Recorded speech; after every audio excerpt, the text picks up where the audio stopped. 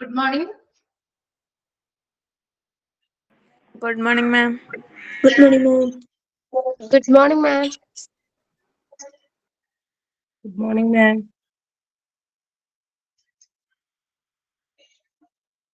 Okay, നമ്മൾ കഴിഞ്ഞ ക്ലാസ്സിൽ എവിടെ വരെയാണ് എടുത്തു നിർത്തിയത്? പുതിയ ചാപ്റ്റർ സ്റ്റാർട്ട് ചെയ്തില്ലേ?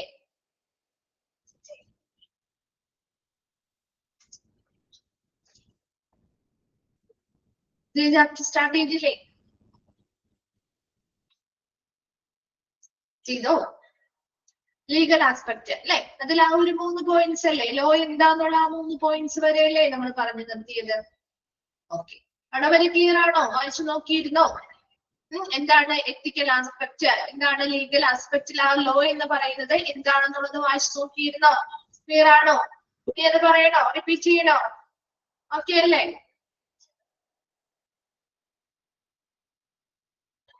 ശരി, ആ ലോയുടെ ആ ഒരു ഡെഫിനിഷൻസ് ചോദിക്കാറുണ്ട് കേട്ടോ. ദെൻ നെക്സ്റ്റ് ആ ഒരു 3 പോയിന്റ്സ് കഴിഞ്ഞ് നമുക്ക് കണ്ടിന്യൂ ചെയ്യാണ്. Courts or police may impose this system of rules and punish people who violate the laws, such as by paying a fine or other penalty, including jail. നമുക്കറിയാം, ഈ പറയുന്ന നിയമങ്ങളെല്ലാം നമ്മൾ പാലിച്ചില്ല എങ്കിൽ, അതായത് അത് നിയമങ്ങൾ പാലിക്കാനായിട്ട് അല്ലെങ്കിൽ അവിടെ കൊണ്ടുവരാനായിട്ട് നമ്മുടെ നിയമങ്ങൾ നല്ല രീതിയിൽ പാലിക്കുന്നുണ്ടോ ഇല്ലയോ എന്നൊക്കെ നമ്മുടെ കോടതി ആയിക്കോട്ടെ, നമ്മുടെ പോലീസ് സന്നാഹമായിക്കോട്ടെ, അവരൊക്കെ നമ്മളെ എന്ത് ചെയ്യാറുണ്ട്, നിയമങ്ങൾ പാലിക്കുന്നുണ്ടോ ഇല്ലയോ എന്നൊക്കെ പരിശോധിക്കാറുണ്ട് അല്ലെ. സോ അത്തരത്തില് ഇത്തരം റൂൾസ് നമ്മൾ കൃത്യമായിട്ട് നമ്മൾ എന്താണ് പാലിച്ചില്ല എങ്കിൽ, അതുമായി ബന്ധം ഈ നിയമങ്ങൾ വയലേറ്റ് ചെയ്യാണ്, ലംഘിക്കുകയാണെങ്കിൽ അതിനനുസരിച്ച് നമുക്ക് എന്ത് കിട്ടും? എന്താ കിട്ടുക? നിയമങ്ങള് പാലിക്കുന്നില്ല അല്ലെങ്കിൽ അത് ലംഘിച്ചാൽ എന്താ കിട്ടുക? എന്താണ് അതിന്റെ ഫലം? എന്തായിരിക്കും അതിന്റെ ഫലം? ഫൈൻ കിട്ടാം അല്ലെ, അതുപോലെ തന്നെ ജയിലും ശിക്ഷ വരെയും കിട്ടാം. ശരിയല്ലേ? അത് ഓരോ നിയമത്തിനനുസരിച്ച്, അല്ലെങ്കിൽ നമ്മൾ എന്ത് വയലേഷൻ ആണ് നടത്തുന്നത് അല്ലെ, എന്ത് ലംഘനമാണോ നടത്തുന്നത് അതിനനുസരിച്ച് നമുക്ക് ജയിൽ ശിക്ഷ പോലെയുള്ള ശിക്ഷകൾ കിട്ടാം, അല്ലെങ്കിൽ എന്താണ് പിഴകൾ പോലെയുള്ള കാര്യങ്ങൾ നമുക്ക് ഇത്തരത്തിലുള്ള റൂൾസ് കൃത്യമായിട്ട് പാലിച്ചില്ല അല്ലെങ്കിൽ ലംഘിച്ചാൽ ലഭിക്കാവുന്നതാണ്. ദെൻ ഒരു ഹോസ്പിറ്റൽ അഡ്മിനിസ്ട്രേഷൻ ഇതുമായി ബന്ധപ്പെട്ട കുറെ കാര്യങ്ങള് മനസ്സിലാക്കിയിരിക്കണം. Hospital administration is obliged to have a clear understanding of ethical and legal responsibility. ഒരു ഹോസ്പിറ്റൽ പാലിക്കേണ്ട ധാർമ്മികപരമായിട്ടും നിയമപരമായിട്ടുമുള്ള എല്ലാ ഉത്തരവാദിത്തങ്ങളെ കുറിച്ചും ഒരു ഹോസ്പിറ്റൽ അഡ്മിനിസ്ട്രേഷന് നല്ലൊരു ധാരണ ഉണ്ടായിരിക്കണം. Management is responsible for policies for keeping a safe hospital, physical facilities and services must ensure building conforms to regional bylaws, safety regulations, sanitation arrangements. അപ്പൊ അതുപോലെ തന്നെ ഒരു ഹോസ്പിറ്റൽ മാനേജ്മെന്റ് ആണ് എന്ത് കൃത്യമായിട്ടുള്ള പോളിസികൾ രൂപീകരിക്കേണ്ടത്. എന്തിനു വേണ്ടിയിട്ടുള്ള പോളിസികളാണ്? ഒരു ഹോസ്പിറ്റൽ വളരെ സുരക്ഷിതമായിട്ട് കീപ്പ് ചെയ്ത് കൊണ്ടുപോകുന്നതിന് വേണ്ടിയിട്ട് അവിടുത്തെ ഭൗതിക സൗകര്യങ്ങളുമായി ബന്ധപ്പെട്ട നിയമങ്ങള്, അതുപോലെ നയങ്ങള്, അതുപോലെ തന്നെ സർവീസുകൾ കൊടുക്കുന്നതുമായി ബന്ധപ്പെട്ട നയങ്ങള്, സേഫ് ആയിട്ടുള്ള സർവീസുകൾ കൊടുക്കുന്നതിന് വേണ്ടിയിട്ട് ബിൽഡിങ്ങുമായി ബന്ധപ്പെട്ട പ്രാദേശിക നിയമങ്ങളും നിയന്ത്രണങ്ങളും ഒക്കെ ഇവര് പാലിക്കുന്നുണ്ടോ എന്ന് ഉറപ്പുവരുത്തണം. അതുപോലെ തന്നെ സാനിറ്റേഷൻ അറേഞ്ച്മെന്റ്, ശുചിത്വപരമായിട്ടുള്ള മറ്റു ക്രമീകരണങ്ങൾ, ഇത്തരത്തിലുള്ള എല്ലാ കാര്യങ്ങളും അവിടെ നല്ല രീതിയിൽ പാലിക്കുന്നുണ്ടോ എന്ന് ഉറപ്പുവരുത്തി അതിലൂടെ അവിടെ കൊടുക്കുന്ന ഭൗതിക സൗകര്യങ്ങളായിക്കോട്ടെ, സർവീസുകളായിക്കോട്ടെ, അങ്ങനെ എല്ലാ കാര്യങ്ങളിലും ആ ഒരു ഹോസ്പിറ്റൽ വളരെ സേഫ് ആയിട്ട് മുന്നോട്ട് പോകുന്നുണ്ട് എന്ന് ഉറപ്പുവരുത്താനും അതിനു വേണ്ടിയുള്ള നയങ്ങൾ രൂപീകരിക്കേണ്ടത് മാനേജ്മെന്റിന്റെ ഉത്തരവാദിത്വമാണ്. And hospital being an inevitable part of the social system is subject to all laws of the land. നമ്മുടെ ഹോസ്പിറ്റൽ എന്ന് പറയുന്നതും നമ്മുടെ സമൂഹത്തിന്റെ ഒരു ഭാഗമാണ് അല്ലെ, ഒരു സോഷ്യൽ സിസ്റ്റത്തിന്റെ ഭാഗമാണ് അല്ലെ. അപ്പൊ അതുകൊണ്ട് തന്നെ ആ ഒരു നമ്മുടെ രാജ്യത്തെ എല്ലാ നിയമങ്ങളും ഈ ഒരു ഹോസ്പിറ്റലിനും ബാധകമാണ് ഇല്ലേ. ഹോസ്പിറ്റലുമായി ബന്ധപ്പെട്ട ഒരുപാട് നിയമങ്ങളുണ്ട് കേട്ടോ. അപ്പൊ അത്തരത്തിൽ കുറച്ച് നിയമങ്ങൾ നമ്മൾ ഈ ഒരു ചാപ്റ്ററിൽ ഡിസ്കസ് ചെയ്ത് പോകുന്നുണ്ട്. അപ്പൊ അത്തരത്തില് ഹോസ്പിറ്റലിലെ ബാധ്യമായി ബന്ധപ്പെട്ടുള്ള എല്ലാ നിയമങ്ങളും ഈ ഒരു ഹോസ്പിറ്റൽ നമ്മുടെ സോഷ്യൽ സിസ്റ്റത്തിന്റെ ഭാഗമാണ്, നമ്മുടെ സമൂഹത്തിന്റെ ഭാഗമായതുകൊണ്ട് തന്നെ അവര് അത് പാലിക്കേണ്ടതായിട്ടുണ്ട്.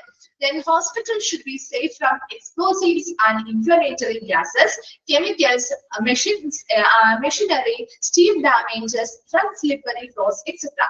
അതുപോലെ തന്നെ ഒരു ഹോസ്പിറ്റൽ എന്ന് പറയുന്നത് സ്ഫോടക വസ്തുക്കൾ, അതുപോലെ ഇൻഫ്ലമേറ്ററി ഗ്യാസസ്, സ്ഫോടക വസ്തുക്കളാവാം, തീപിടുത്തം ഉണ്ടാവുന്ന ഗ്യാസുകളാവാം, കെമിക്കൽസ് ആവാം, മെഷീനറീസുമായി ബന്ധപ്പെട്ട അല്ലെങ്കിൽ സ്റ്റീമുമായി ബന്ധപ്പെട്ട ഡാമേജുകൾ, അല്ലെങ്കിൽ ഫ്രം സ്ലിപ്പറി ഫ്ലോർസ്, വഴുക്കിലുള്ള തറകള് മുതലായവയിൽ നിന്നുള്ള അപകടങ്ങൾ, കാര്യങ്ങളിൽ നിന്നൊക്കെ ഹോസ്പിറ്റൽ എപ്പോഴും സേഫ് ആയിരിക്കണം. സോ അത്തരത്തിലൊരു ഹോസ്പിറ്റൽ വളരെ സേഫ് ആയിട്ട് മുന്നോട്ട് പോകുന്നതിന് വേണ്ടിയിട്ട് അവിടുത്തെ മാനേജ്മെന്റ് ആയിക്കോട്ടെ, ഹോസ്പിറ്റൽ അഡ്മിനിസ്ട്രേഷൻ ആയിക്കോട്ടെ, നല്ല രീതിയിലുള്ള ഒരു റെസ്പോൺസിബിലിറ്റി കൊണ്ട് അവർ ഈ പറയുന്ന എത്തിക്കൽ പരമായിട്ടും ഒരു ഹോസ്പിറ്റലുമായി ബന്ധപ്പെട്ട ലീഗൽ പരമായിട്ടുമുള്ള എല്ലാ തരത്തിലുള്ള കാര്യങ്ങളെ കുറിച്ചും ഇവർക്കൊരു ധാരണ ഉണ്ടായിരിക്കണം. അതിനനുസരിച്ചുള്ള പോളിസികൾ രൂപീകരിക്കുകയും വളരെ സേഫ് ആയിട്ട് തന്നെ ഹോസ്പിറ്റലിനെ മുന്നോട്ട് കൊണ്ടുപോകുന്നതിന് വേണ്ടി നല്ല നല്ല സർവീസുകൾ കൊടുക്കുക, നല്ല രീതിയിലുള്ള ഫിസിക്കൽ ഫെസിലിറ്റീസ് കൊടുക്കുക, അതുപോലെ തന്നെ ഈ പറയുന്ന പ്രാദേശികപരമായിട്ടുള്ള ഹോസ്പിറ്റലിനെ ബാധിക്കുന്ന നിയമങ്ങളും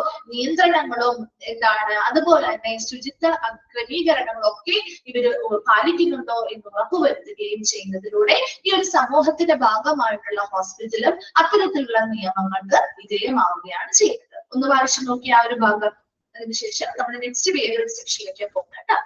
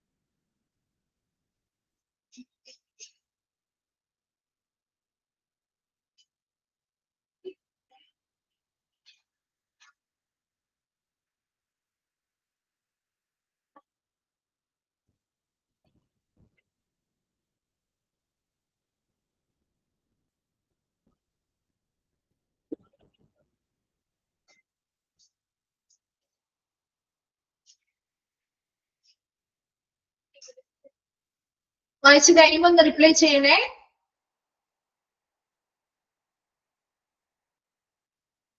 ഓക്കെ, ക്ലിയർ ആണല്ലോ അല്ലെ? ഓക്കെ അല്ലേ? Then next, why it is necessary for hospital and medical administrators to be aware of ethical and legal aspect of hospital administration. ഒരു ഹോസ്പിറ്റൽ അഡ്മിനിസ്ട്രേഷൻ ഈ പറയുന്ന ഒരു ഹോസ്പിറ്റലുമായി ബന്ധപ്പെട്ട് മറ്റ് മെഡിക്കൽ അഡ്മിനിസ്ട്രേറ്റേഴ്സും ഒക്കെ ഒരു ഹോസ്പിറ്റൽ അഡ്മിനിസ്ട്രേഷനുമായി ബന്ധപ്പെട്ട അല്ലെങ്കിൽ ഹോസ്പിറ്റലുമായി ബന്ധപ്പെട്ട എത്തിക്കൽ ആൻഡ് ലീഗൽ ആസ്പെക്ടുകൾ, ഇത്തരത്തിലുള്ള ഹോസ്പിറ്റലുമായി ബന്ധപ്പെട്ട ധാർമ്മികപരമായിട്ടുള്ള വശങ്ങളാവാം, നിയമപരമായിട്ടുള്ള വശങ്ങളെ കുറിച്ച് ഒരു ഹോസ്പിറ്റലുകൾക്ക് അല്ലെങ്കിൽ അതിലുള്ള മറ്റ് മെഡിക്കൽ അഡ്മിനിസ്ട്രേറ്റേഴ്സിനോ അല്ലെങ്കിൽ ആ ഒരു ഹോസ്പിറ്റൽ അഡ്മിനിസ്ട്രേഷന് ഇതിനെ കുറിച്ചുള്ള ആ ഒരു അനിവാര്യത എന്താണ്, അത് മനസ്സിലാക്കിയിരിക്കേണ്ടതിന്റെ കാരണം എന്താണ് എന്നാണ്. കാരണം നമ്മൾ ഓൾറെഡി പറഞ്ഞൊരു ഹോസ്പിറ്റൽ അഡ്മിനിസ്ട്രേഷൻ ഈ പറയുന്ന ഹോസ്പിറ്റലുമായി ബന്ധപ്പെട്ടുള്ള എല്ലാ നിയമങ്ങളും നിയമപരമായിട്ടുള്ള വശങ്ങളായിക്കോട്ടെ ധാർമ്മികപരമായ വശങ്ങളെ കുറിച്ച് വ്യക്തമായിട്ടുള്ള ഒരു ധാരണ ഉണ്ടായിരിക്കണം എന്ന് പറഞ്ഞു അല്ലെ. അപ്പൊ അത് എന്തിനു വേണ്ടി, അതിന്റെ അനിവാര്യത എന്താണ്, എന്താവശ്യത്തിനാണ് ശരിക്കും ഇവർ ഇത്തരത്തില് അത് അറിഞ്ഞിരിക്കണം എന്ന് പറയുന്നത്. അപ്പൊ ആ ഒരു നെസസിറ്റിയാണ്, ആ ഒരു അനിവാര്യതയാണ് നമ്മൾ പറയുന്നത്. അതിന്റെ കാരണങ്ങളാണ്, റീസൺസ്. ഫസ്റ്റ് വൺ ആണ് increasing number of medico legal കേസുകൾ. മെഡിക്കോ ലീഗൽ കേസുകളുടെ എണ്ണം വർദ്ധിക്കുന്നതുമാണ്. സോ അത്തരത്തിലുള്ള മെഡിക്കോ ലീഗൽ കേസുകളൊക്കെ എണ്ണം വർദ്ധിക്കുമ്പോൾ സ്വാഭാവികമായിട്ടും അത് ലീഗൽ കേസുകളാണ് അല്ലെ. നിയമപരമായിട്ട് വരുന്ന കേസുകളാണ്. നിയമവശങ്ങൾ അതിനുണ്ട്. അപ്പൊ അതിനെ കുറിച്ച് വ്യക്തമായിട്ടുള്ള ഒരു ധാരണ ഹോസ്പിറ്റൽ അഡ്മിനിസ്ട്രേഷന് വേണ്ടേ? ഒരു അഡ്മിനിസ്ട്രേറ്റർ എന്ന നിലയിൽ അവർക്കും വേണം, അല്ലെ? ആണോ? ഇത്തരത്തില് ഹോസ്പിറ്റലിലേക്ക് ഇത്തരത്തില് മെഡിക്കോ ലീഗൽ കേസുകളുടെ എണ്ണം വർദ്ധിക്കുമ്പോൾ അതിനനുസരിച്ച് പുതിയ പുതിയ കേസുകൾ ഹോസ്പിറ്റലിലേക്ക് മെഡിക്കോ ലീഗൽ കേസുകൾ വരാം, അല്ലെ? അപ്പൊ ഓരോ മെഡിക്കോ ലീഗൽ കേസുകളും നമ്മൾ അതിൻ്റെതായ രീതിയിൽ തന്നെ കൈകാര്യം ചെയ്യണ്ടേ? മെഡിക്കോ ലീഗൽ കേസൊക്കെ പഠിച്ചല്ലോ, അല്ലെ? പഠിച്ചോ? പല ചാപ്റ്ററുകളിലായിട്ട് നമ്മൾ ഈ ഒരു ടേം പഠിച്ചു വരുന്നുണ്ട്, അല്ലെ? അപ്പൊ അതിനെപ്പറ്റി നിങ്ങൾക്ക് വ്യക്തമായിട്ട് അത് എന്താണെന്നുള്ളത് അറിയാം. അപ്പൊ അത്തരത്തില് മെഡിക്കോ ലീഗൽ കേസുകൾ വരുമ്പോ അതിന് ഒരുപാട് ലീഗൽ വശങ്ങളുണ്ട്. അപ്പൊ അതിനനുസരിച്ച് തന്നെ അത് കൈകാര്യം ചെയ്യേണ്ടതായിട്ടുണ്ട്. അപ്പൊ അത്തരത്തിലുള്ള ഒരു മെഡിക്കോ ലീഗൽ കേസുകൾ വരുമ്പോൾ അതിന്റെ എണ്ണം വർദ്ധിക്കുന്നതിനനുസരിച്ച് അത്തരം ലീഗൽ പരമായ ആസ്പെക്റ്റുകളെ കുറിച്ചും പല നിയമങ്ങളെ കുറിച്ചും അതുമായി ബന്ധപ്പെട്ട് കൈകാര്യം ചെയ്യേണ്ട കാര്യങ്ങളെ കുറിച്ചും ഒരു ഹോസ്പിറ്റൽ അഡ്മിനിസ്ട്രേഷന് ശരിയായ ധാരണ ഉണ്ടായിരിക്കണം. അത് ക്ലിയർ ആണല്ലോ? മനസ്സിലായോ? ഒന്നാമത്തെ റീസൺ ക്ലിയർ ആണോ? സെക്കൻഡ് വൺ ആണ് minimise civil and criminal legal proceedings. അതുപോലെ തന്നെ ഇപ്പൊ സിവിൽ കേസുകളായിക്കോട്ടെ ക്രിമിനൽ ലീഗൽ കേസുകളായിക്കോട്ടെ അതുമായി ബന്ധപ്പെട്ട പ്രൊസീഡിങ്സ് കാര്യങ്ങൾ വളരെ മിനിമൈസ് ചെയ്താൽ കുറയ്ക്കുക. അപ്പൊ ഇത് ഈ വന്നിരിക്കുന്ന കേസ് സിവിൽ കേസാണോ അല്ലെങ്കിൽ ഇപ്പൊ നമ്മുടെ ക്രിമിനൽ കേസുകളാണ്, അതിന്റെയൊക്കെ ആ ഒരു ലീഗൽ പ്രൊസീഡിങ്സ് നിയമപരമായിട്ടുള്ള പ്രൊസീഡിങ്സ് കാര്യങ്ങളൊക്കെ മിനിമൈസ് ചെയ്യും. ഈ ഒരു കേസുകളെ പറ്റി വ്യക്തമായിട്ടുള്ള ധാരണ ഉണ്ടെങ്കിൽ എന്ത് കാര്യമാണ് ഏത് കേസാണെന്ന് മനസ്സിലാക്കാനും അതിനനുസരിച്ചുള്ള പ്രവർത്തനങ്ങൾ പെട്ടെന്ന് തന്നെ അതുമായി ബന്ധപ്പെട്ട സിവിൽ കേസ് എന്ന് പറഞ്ഞാൽ എന്താണ്? ക്രിമിനൽ കേസ് എന്ന് പറഞ്ഞാൽ ക്രൈമാണ്, അല്ലെ? ഒരു വ്യക്തിക്കെതിരെയോ അല്ലെങ്കിൽ നമ്മുടെ സൊസൈറ്റിക്കെതിരെയുള്ള ക്രൈം അത്തരത്തിലുള്ള കേസുകളാണ് ക്രിമിനൽ കേസുകൾ എന്ന് പറയുന്നത്. ഇപ്പൊ ഒരു മർഡർ ആവാം, അസൾട്ട് ആവാം, എന്തെങ്കിലും അതിക്രമങ്ങളാവാം, റോബറി ആവാം, അതുപോലെ തന്നെ തെഫ്റ്റോ അങ്ങനെ എന്തെങ്കിലുമൊക്കെ റേപ്പോ അങ്ങനെയുള്ള ഒരു വ്യക്തിക്കെതിരെയോ സൊസൈറ്റിക്കെതിരെയോ ക്രൈമിനെയാണ് നമ്മൾ ക്രിമിനൽ കേസുകളായിട്ട് പറയുന്നത്. എന്നാൽ സിവിൽ കേസുകളാവുമ്പോൾ എന്താ? ലീഗൽ ഡിസ്പ്യൂട്ടുകളാണ്. ഇൻഡിവിജ്വൽസ് തമ്മിലാവാം, ഓർഗനൈസേഷൻസ് തമ്മിലാവാം, അവര് തമ്മിലിടയിലുള്ള നിയമപരമായിട്ടുള്ള തർക്കങ്ങളെയാണ് നമ്മൾ സിവിൽ കേസുകൾ എന്ന് പറയുന്നത്. ഇപ്പൊ ഒരു പണത്തിന് വേണ്ടിയിട്ടാവാം, അല്ലെങ്കിൽ പ്രോപ്പർട്ടിയുമായി ബന്ധപ്പെട്ടാവാം, അല്ലെങ്കിൽ എന്തെങ്കിലും പേഴ്സണൽ റൈറ്റ്സ് വ്യക്തിപരമായിട്ടുള്ള നമ്മുടെ അവകാശങ്ങളുമായി ബന്ധപ്പെട്ടാവാം. അത്തരത്തിലുള്ളതാണ് സിവിൽ കേസുകൾ. അപ്പൊ അത്തരത്തില് ക്രിമിനൽ കേസുകളാണോ സിവിൽ കേസുകളാണോ എന്ന് വ്യക്തമായിട്ട് മനസ്സിലാക്കാനും അതുമായി ബന്ധപ്പെട്ട നിയമപരമായിട്ടുള്ള പ്രൊസീജിയേഴ്സ് നടപടിക്രമങ്ങള് കുറയ്ക്കാനും ഇത് ഹോസ്പിറ്റൽ അഡ്മിനിസ്ട്രേഷനെ സഹായിക്കുന്നുണ്ട്. ക്ലിയർ ആണോ? രണ്ടാമത്തെ റീസൺ മനസ്സിലായോ? രണ്ട് റീസൺസ് ആണ് നമ്മൾ പറഞ്ഞത്. തേർഡ് വൺ ആണ് ensure quality of medical care. അപ്പൊ എത്തിക്കൽ പരമായിട്ടുള്ള ലീഗൽ ആസ്പെക്റ്റും എത്തിക്കൽ ആസ്പെക്റ്റും ഒക്കെ മനസ്സിലാക്കി കഴിഞ്ഞാൽ അവർക്ക് കൊടുക്കുന്ന അവിടെ വരുന്ന ഓരോ പേഷ്യൻസിനും കൊടുക്കുന്ന വൈദ്യപരിചരണത്തിന് ഗുണനിലവാരം നമുക്ക് ഉറപ്പുവരുത്താൻ പറ്റുമോ? നല്ല രീതിയിൽ അവർക്ക് നല്ല രീതിയിലുള്ള പെരുമാറ്റത്തിലും നല്ല രീതിയിലുള്ള സർവീസുകൾ കൊടുത്തും നല്ല രീതിയിലുള്ള എല്ലാ കാര്യങ്ങളും നല്ല രീതിയിൽ ഓവറോൾ ആയിട്ട് മികച്ചതാക്കുന്ന രീതിയിൽ തന്നെയുള്ള എല്ലാ സേവനങ്ങളും പരിചരണങ്ങളും കൊടുത്ത് നമുക്ക് ആ ഒരു മെഡിക്കൽ കെയർ അവർക്ക് കൊടുക്കുന്ന വൈദ്യ പരിചരണത്തിന്റെ ഗുണനിലവാരം അല്ലെങ്കിൽ ക്വാളിറ്റി നമുക്ക് എന്ത് ചെയ്യാൻ പറ്റും? ഉറപ്പുവരുത്താനായിട്ട് ഇത് ഹോസ്പിറ്റൽ അഡ്മിനിസ്ട്രേഷനെ സഹായിക്കുന്നുണ്ട്. തേർഡ് റീസൺ ഓക്കെ ആണല്ലോ. Then fourth one ആണ് in India lawyers are very little trained as yet and exposure in the complex issues associated with the medical cases. It helps രണ്ട് points ഒരുമിച്ച് എന്ന് പറയാം.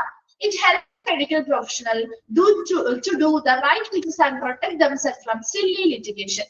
അതായത് നമ്മുടെ ഇന്ത്യയില് ഒരുപാട് ലോയേഴ്സ് ഉണ്ടെങ്കിൽ പോലും അവർ ഇത്തരത്തിൽ നമ്മുടെ മെഡിക്കോ ലീഗൽ കേസുമായി ബന്ധപ്പെട്ട് അല്ലെങ്കിൽ മെഡിക്കൽ കേസുമായി ബന്ധപ്പെട്ട് അതുമായി ബന്ധപ്പെട്ട സങ്കീർണമായിട്ടുള്ള പല ഇഷ്യൂസുമായി ബന്ധപ്പെട്ട് വലിയ രീതിയിലുള്ള പരിശീലനങ്ങളോ പരിചയക്കുറവോ അവർക്കുണ്ടായേക്കാം. സോ അത്തരത്തിലുള്ള ലോയേഴ്സിൽ വലിയ പരിചയമോ അല്ലെങ്കിൽ ഒരു പരിചയക്കുറവോ അല്ലെങ്കിൽ പരിശീലനമൊക്കെ വളരെ കുറവാണ്. ഏത് മേഖലയുമായി ബന്ധപ്പെട്ട് ഈ മെഡിക്കൽ കേസ് വളരെ സങ്കീർണമായിട്ടുള്ള മെഡിക്കൽ കേസുമായി ബന്ധപ്പെട്ട കാര്യങ്ങളുണ്ട്. അതുകൊണ്ട് തന്നെ അപ്പൊ അത്തരത്തിൽ അവർക്ക് വലിയ രീതിയിലുള്ള ധാരണയില്ല. അപ്പൊ ഈ ഒരു ഹോസ്പിറ്റൽ അഡ്മിനിസ്ട്രേഷന് അവിടുത്തെ ആ ഒരു എംപ്ലോയേഴ്സിന് ഇതുമായി ബന്ധപ്പെട്ട ഒരു ധാരണയുണ്ടെങ്കിൽ ഇറ്റ് ഹെൽപ് ദ മെഡിക്കൽ പ്രൊഫഷനുള്ള ആളുകൾക്ക് ഇത്തരത്തില് നമ്മൾ പാലിക്കേണ്ട എത്തിക്കൽ ആസ്പെക്ട് എന്തൊക്കെയാണ്, നിയമപരമായിട്ടുള്ള വശങ്ങൾ എന്താണെന്ന് വ്യക്തമായിട്ട് മനസ്സിലാവാണെങ്കിൽ ടു ദ റൈറ്റ് ശരിയായ കാര്യങ്ങൾ അവർക്ക് ചെയ്യാൻ പറ്റില്ലേ? Protect themself from silly litigation. ചെറിയ രീതിയിലുള്ള എന്തെങ്കിലും ലീഗൽ കേസുകളോ കാര്യങ്ങളോ ഒക്കെ വന്നു കഴിഞ്ഞാൽ അതിൽ നിന്ന് അവർക്ക് സ്വയം പരിരക്ഷ നേടാനായിട്ട് ഇത് സഹായിക്കുന്നില്ലേ? ഉണ്ടോ? ഇതിനെ കുറിച്ച് വ്യക്തമായിട്ട് ഒരു ധാരണ ആ മെഡിക്കൽ പ്രൊഫഷനിലുള്ള ജീവനക്കാർക്കുണ്ട് എങ്കിൽ ഇത്തരത്തിൽ അവർക്കെതിരെ വരുന്ന ചെറിയതായിട്ടുള്ള എന്തെങ്കിലും സില്ലി ലിറ്റിഗേഷൻസ് വ്യവഹാരങ്ങൾ അല്ലെങ്കിൽ ചെറിയ രീതിയിലുള്ള എന്തെങ്കിലുമുള്ള പ്രശ്നങ്ങളോ കാര്യങ്ങളോ നിയമപരമായിട്ടുള്ള എന്തെങ്കിലും കേസോ കാര്യങ്ങളോ വന്നാലും അവരെ അതിൽ നിന്ന് പ്രൊട്ടക്ട് ചെയ്യാനായിട്ട് അല്ലെങ്കിൽ സംരക്ഷിക്കാനായിട്ട് ഇതവരെ സഹായിക്കുമോ? സഹായിക്കില്ലേ? ഇതാണ് നമ്മുടെ ഇന്ത്യയില് മെഡിക്കൽ കേസുമായി ബന്ധപ്പെട്ട് ലോയേഴ്സിന് അതുമായി ബന്ധപ്പെട്ട് വളരെ സങ്കീർണമായിട്ടുള്ള പല പ്രശ്നങ്ങളെ കുറിച്ചും പരിചയക്കുറവുണ്ടാവാം, പരിശീലനം ചിലപ്പോൾ വളരെ കുറവാണ്. അപ്പൊ അതുകൊണ്ട് തന്നെ നമ്മൾ അവരെ ഡിപ്പെൻഡ് ചെയ്യുന്നതിനേക്കാൾ കുറച്ചുകൂടി നല്ലത് ഈ മെഡിക്കൽ പ്രൊഫഷണൽ ആളുകൾ തന്നെ ഇത്തരത്തിലുള്ള കുറച്ച് ഇമ്പോർട്ടന്റ് ആയിട്ടുള്ള കാര്യങ്ങളെ കുറിച്ച് വ്യക്തമായിട്ട് മനസ്സിലാക്കിയിരിക്കുകയാണെങ്കിൽ അവർക്കെതിരെ വരുന്ന ഇത്തരത്തിലുള്ള ചെറിയ രീതിയിലുള്ള നിയമപരമായിട്ടുള്ള കേസുകളാണെങ്കിലും കാര്യങ്ങളിൽ നിന്നൊക്കെ സ്വയം സംരക്ഷിക്കാനുള്ള ശരിയായ മാർഗങ്ങൾ അവർക്ക് എന്ത് ചെയ്യാൻ പറ്റും, എടുക്കാനായിട്ട് സാധിക്കും. ദെൻ രണ്ടെണ്ണം ഒന്ന് ഒരുമിച്ച് നിന്ന് പഠിക്കണം കേട്ടോ. Then sixth point reason പറയുന്നത് increasing awareness among the public about the duties and commitment of medical practitioners as and of the hospital. അതുപോലെ തന്നെ പബ്ലിക്കിനിടയിൽ ഒരു അവയർനെസ് വർദ്ധിപ്പിക്കാൻ സാധിക്കും. അതായത് duties and commitment of medical practitioners ചെയ്യേണ്ട ഡ്യൂട്ടീസ് എന്തൊക്കെയാണ്, അവർക്ക് എന്തൊക്കെ കമ്മിറ്റ്മെന്റ് അല്ലെങ്കിൽ ഒരു പ്രതിബദ്ധതയാണ് നമ്മുടെ സമൂഹത്തിനോടുള്ളത്. അതുപോലെ തന്നെ ഇപ്പൊ ഹോസ്പിറ്റലിലും ഇതേ രീതിയിൽ ഒരു ആശുപത്രി എന്ന നിലയിൽ അവിടെ ആശുപത്രി ജീവനക്കാർക്കായിക്കോട്ടെ ഹോസ്പിറ്റൽ എന്ന നിലയിലായിക്കോട്ടെ അവർക്ക് ആ ഒരു എന്തൊക്കെ ഡ്യൂട്ടീസ് ആണ് പബ്ലിക്കിന് ചെയ്തു കൊടുക്കാനുള്ളത്, പബ്ലിക്കിനോടുള്ള അവരുടെ ആ ഒരു കടമ അല്ലെങ്കിൽ ആ ഒരു പ്രതിബദ്ധത എത്രത്തോളമാണ്, ഇത്തരത്തിലുള്ള കാര്യങ്ങളെ കുറിച്ച് പബ്ലിക്കിനിടയിൽ ഒരു അവയർനെസ് അല്ലെങ്കിൽ ഒരു അവബോധം വർദ്ധിപ്പിക്കാനും ഇത് സഹായിക്കുന്നുണ്ട്. അപ്പൊ നമ്മളൊരു 6 റീസൺസ് ആണ് പറഞ്ഞത്. എന്തൊക്കെയായിരുന്നു? Increasing number of medico legal കേസുകളുടെ എണ്ണം വർദ്ധിക്കുന്നത് മൂലം നല്ല രീതിയിലുള്ള ലീഗൽ പരമായിട്ടുള്ള അതുപോലെ എത്തിക്കൽ പരമായിട്ടുള്ള ആസ്പെക്ടുകൾ ഇവർ അറിഞ്ഞിരിക്കണം. രണ്ടാമത്തത് സിവിൽ കേസുകളും ക്രിമിനൽ കേസുകളുമായി ബന്ധപ്പെട്ടുള്ള അങ്ങനെയുള്ള ലീഗൽ പ്രൊസീഡിങ്സ് ഒക്കെ നമുക്ക് നിയമപരമായ നടപടിക്രമങ്ങൾ ഒരു പരിധി വരെ കുറയ്ക്കാൻ പറ്റും. മൂന്നാമത്തത് അവർക്ക് കൊടുക്കുന്ന മെഡിക്കൽ കെയറുമായി ബന്ധപ്പെട്ട ക്വാളിറ്റി നമുക്ക് എന്ത് ചെയ്യാൻ പറ്റും, ഉറപ്പുവരുത്താൻ പറ്റും. നാലാമത്തത് ഇന്ത്യയില് ഇത്തരത്തിലെ മെഡിക്കൽ ലീഗൽ കേസുകളുമായി ബന്ധപ്പെട്ട സങ്കീർണമായിട്ടുള്ള പല കേസുകളുമായി ബന്ധപ്പെട്ട പരിചയക്കുറവോ പരിശീലനമോ ഒക്കെ പല ലോയേഴ്സിനും വളരെ കുറവാണ്. അതുകൊണ്ട് തന്നെ മെഡിക്കൽ പ്രൊഫഷണൽസ് ഇത് മനസ്സിലാക്കിയിരുന്നാല് അവരുമായി ബന്ധപ്പെട്ട് വരുന്ന ചെറിയ രീതിയിലുള്ള പല നിസ്സാരമായിട്ടുള്ള പല നിയമപരമായിട്ടുള്ള എന്തെങ്കിലും കേസസോ കാര്യങ്ങളോ വരാണെങ്കിലും അവർക്ക് എന്ത് ചെയ്യാം, ശരിയായ കാര്യങ്ങൾ ചെയ്തുകൊണ്ട് അതിൽ നിന്ന് അവരെ സംരക്ഷിക്കാനായിട്ട് അവർക്ക് സ്വയം സംരക്ഷിക്കാനായിട്ട് സാധിക്കും. അതുപോലെ തന്നെ ലാസ്റ്റ് പോയിന്റ് പറഞ്ഞത് പബ്ലിക്കിനിടയിൽ ഒരു ഹോസ്പിറ്റൽ എന്ന നിലയിൽ അതുപോലെ തന്നെ ഒരു ആശുപത്രി വർക്ക് ചെയ്യുന്ന ജീവനക്കാർ എന്ന നിലയിൽ അവർ പാലിക്കേണ്ട ഡ്യൂട്ടീസ് എന്തൊക്കെയാണ്, അവർ പാലിക്കേണ്ട കടമകളും പ്രതിബദ്ധതകളും ഈ കുറിച്ചും ഒക്കെ ഒരു അവയർനെസ് അല്ലെങ്കിൽ ഒരു അവബോധവും ഇതിനിടയിൽ വർദ്ധിപ്പിക്കാനായിട്ട് സാധിക്കും. വേഗം ഒന്ന് വായിച്ചു നോക്കിയ റീസൺസ് വായിച്ചു കഴിയുമ്പോൾ റിപ്ലൈ ചെയ്യണേ.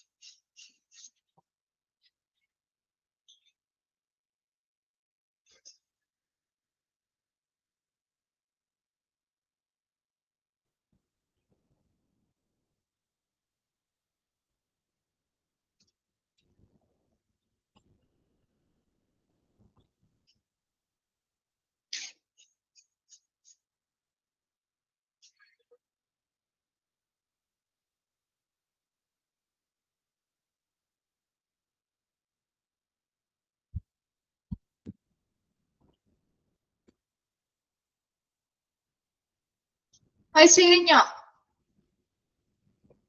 ക്ലിയർ ആണോ? ഓക്കെ ആണോ? ശരി.